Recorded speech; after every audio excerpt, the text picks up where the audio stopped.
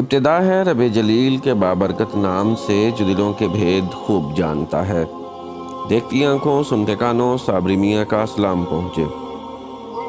ناظرین محترم، شاہ شمس تبریز رحمۃ اللہ علیہ مولانا جلال الدین رومی کے پیر و مرشد تھے۔ یہ ان دنوں کا واقعہ ہے جب مولانا رومی شاہ شمس سے واقف کار نہ تھے۔ ایک دن شاہ شمس تبریز مولانا رومی کے مکتب جا پہنچے۔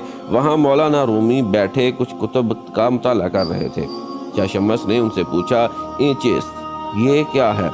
مولانا رومی نے ان کو کوئی عام ملنگ سمجھ کر جواب دیا، "این آ علم است کہ تو نمی دانی"، یہ وہ علم ہے جس کو تو نہیں جانتا۔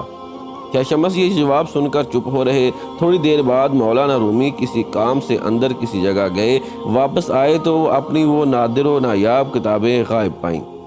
کیونکہ شاہ شمس وہیں بیٹھے تھے تو ان سے پوچھا۔ شاہ شمس نے مکتب کے اندر کے پانی کے تالاب کی طرف اشارہ کیا اور کہا، "میں نے اس میں ڈال دی"۔ یہ سن کر مولانا رومی حیران و پریشان رہ گئے، جیسے کاٹو تو بدن میں لہو نہیں۔ اتنی قیمتی کتابوں کے ضائع ہونے کا احساس ان کو مارے جا رہا تھا۔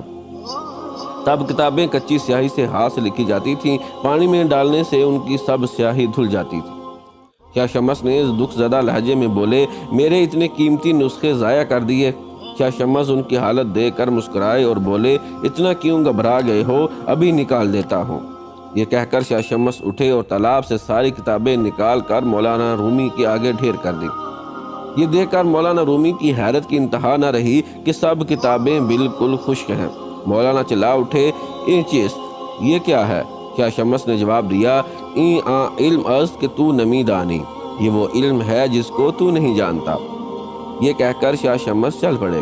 ادھر مولانا رومی کے اندر کی دنیا جیسے الٹ پلٹ چکی تھی۔ اپنی دستار پھینک کر شاہ شمس تبریز کے پیچھے بھاگے اور جا کر ان کے پاؤں میں گر پڑے کہ خدا کے لیے مجھے معاف کر دیجئے اور مجھے اپنے قدموں میں جگہ دیجئے۔